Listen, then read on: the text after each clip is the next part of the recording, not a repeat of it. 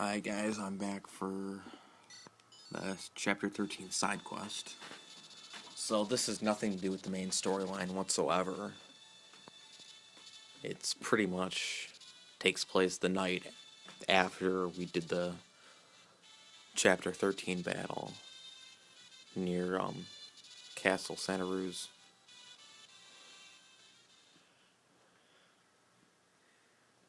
Or maybe it's while we're en route to Laos. But whatever. So Chapter 13 side quest, the Peddler Merlinus. So this is going to be our second chapter, I think. I'm trying to think, is there another one like this? Yeah, it's our second one so far, and we have to go back to chapter 4 for another one like this, where we actually have to defend a unit.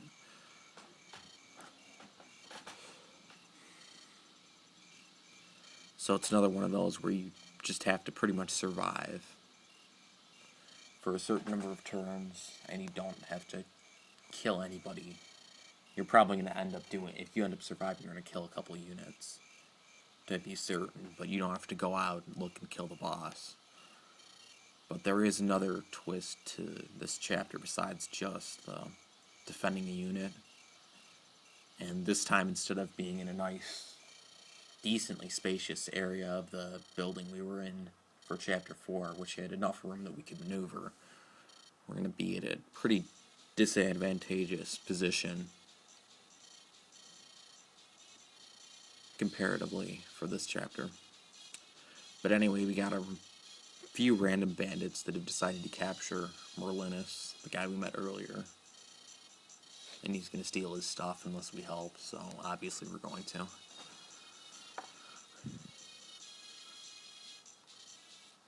And apparently the head bandit is Puzan. And he does not look like a bandit. He looks like somebody who should be one of the bosses from where we're fighting an army unit, but whatever. So yeah, we're in the center of an island, and it's night, which acts same way as fog does, where you can't see for a certain amount of spaces ahead of you, so you can only see like 3 spaces to each side, or something. And we have to protect Merlinus, who has very little HP. So yeah, we're on this tiny little island, and we're stuck here. So you're going to want to have a few units. Usually I take my weak units.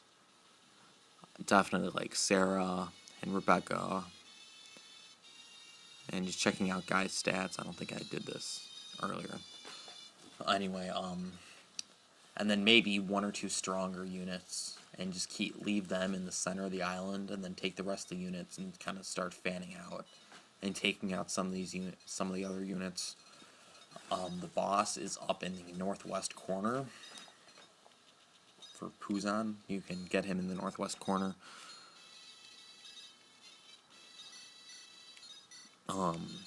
And he'll eventually start making his way down after a while. The enemies won't come very quickly at first, because they have to get around all the snags that they have to break to make bridges, which will take a turn or 2 to happen, but then they'll start coming and flooding in. So it's usually best to start finding them before they just catch you by surprise. So I'm going to leave Marcus up in the center island. I'm going to take Eliwood and probably Lowen across the bridges to the north and have those two kind of fight up there against the units that'll come over there.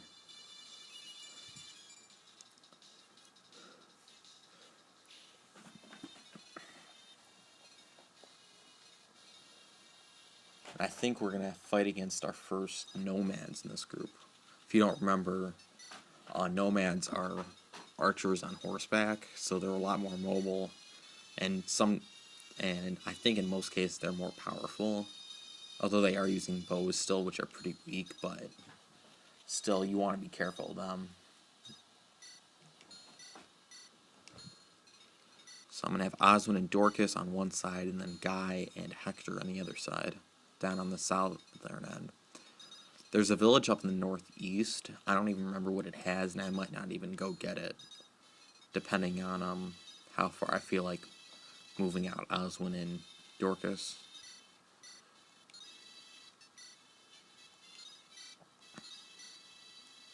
And these are not good hit percentages for me, so I'm trying to decide how I want to move them.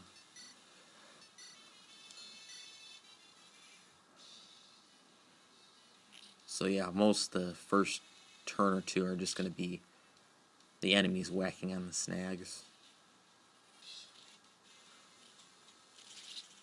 And shoot, I did not realize I still had the Killing Edge equipped. Okay, that sucks. Oh my god, are you kidding me? I'm just going to waste this whole Killing Edge in this chapter, it seems like. Hey. You're going to go after Eliwood. But usually I'm going to keep one or two decently powerful units that I wouldn't mind taking out farther out, staying in the center so that when my units need healing, then I can kind of just swap them out as needed. But since it's only a 7-turn battle, that'll just happen for like 1 or 2 units where you have actually time to get them back.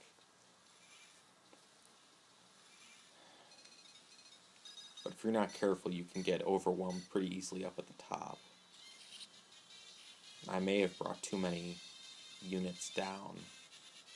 And I may have it might end up that I should have saved like Oswin or Dorcas or somebody and left them up at the top instead of just barter Lowen and Eliwood.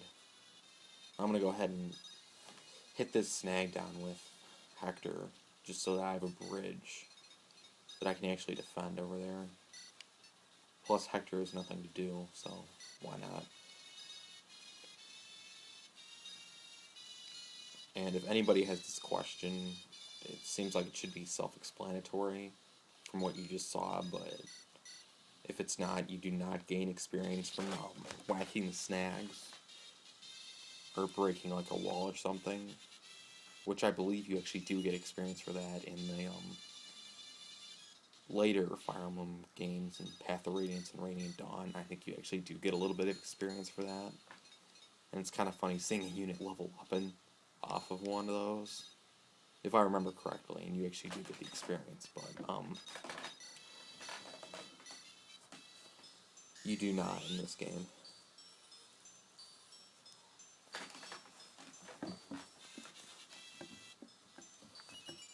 And it looks like Sarah leveled up. She's actually at a decently high level. It's kind of hard to get your staff users up in levels just because they're gaining 10 experience every time they heal, and you're not healing that often.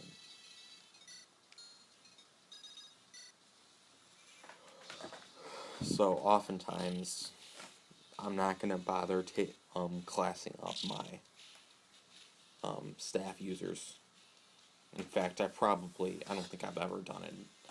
Of course, I've only beaten the game twice. I've only beaten this game twice.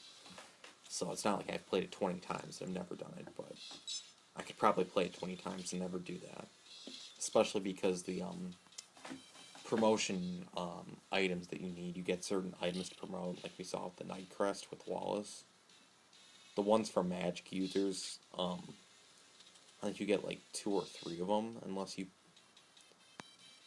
maybe buy from the secret shop. Maybe.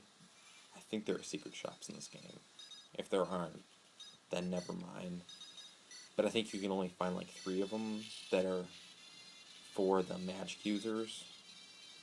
And we already have Urk, who I've already said I'm not going to use, but we got Urk, and we have Lucius, who we're going to get back. We're also going to get, in a couple chapters, another magic user, who are going to be our 3 ones that are attacking the magic units that we get as underclass units. Then we also have Sarah, a staff user, who uses the same item because she's still a magic wielder. And then also another healing unit that we're going to get in a couple chapters. So pretty much 5 magic units, and you only have a limited amount of classing up items to use on them. And since there are units later in the game that we're going to get that are magic units that are promoted already, that we'll get much later on once some of our regular units are already promoted, that can use both magic and stabs because they're promoted, so they got a second weapon. I'll probably just use them as my healers late in the game. So anyway, all that talking just meant that I'm surprised Sarah's leveling up so highly, but I still have probably a 0.00001% chance of actually classing her up and using her.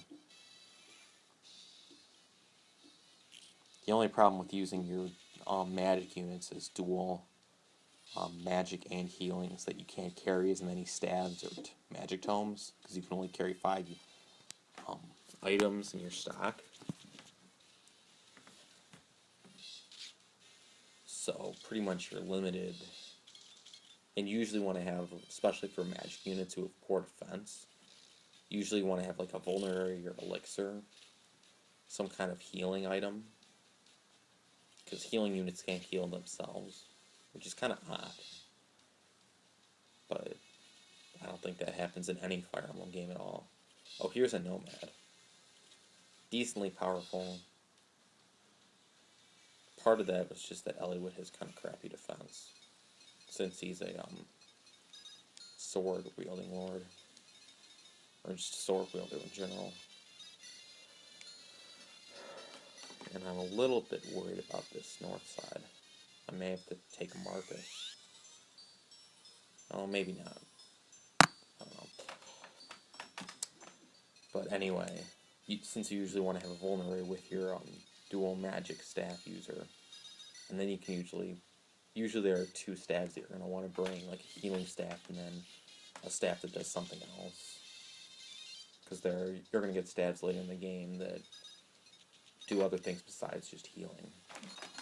So you're going to want to probably have one of those, and then you can only have 2 magic tomes, which in some cases can be kind of annoying.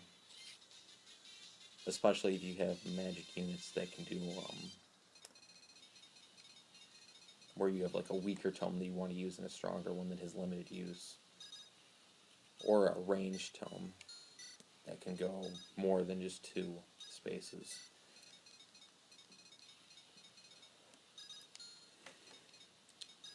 Anyway, getting back to the chapter we're actually doing,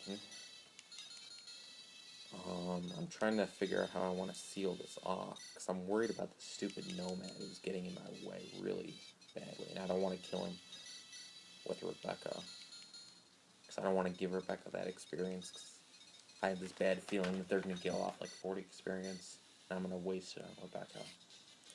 But I'm probably going to get stuck doing that, just because I don't want to take excessive damage. So yeah, just hit. Okay, good. Okay, I guess it's not more than anybody else. It's just because Rebecca is only now level 2.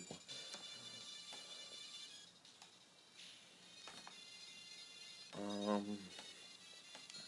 see, we're on turn 4. Hopefully the boss will start moving pretty soon, if he hasn't already started. It's hard to tell because it's all dark up there.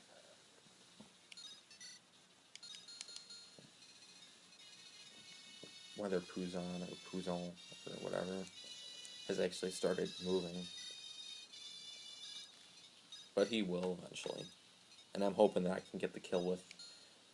that I can kill him with somebody besides Marcus, because sometimes you can get pressed for time, and you get at that last turn, you only have 1 turn to actually attack him. And then he'll have that 1 counterattack turn, but you want to usually kill him before then, because you don't want him just attacking somebody randomly and possibly killing him, a unit. So just because of the time restraints, it can be annoying killing the boss. And it's also annoying getting to that village up at the top, which is why I'm not even going to bother with it. Because I'd have to take one of the units that I have, like Eliwood, and take them up through the north side pretty quickly, like pretty early on in the chapter when there's still plenty of units that are out there for the enemies. We'd have to fight through probably a few units. Then go over to the northeast side, which is probably going to have even more units. And then make it to the village and not get himself killed in the process. Probably for just some stupid item.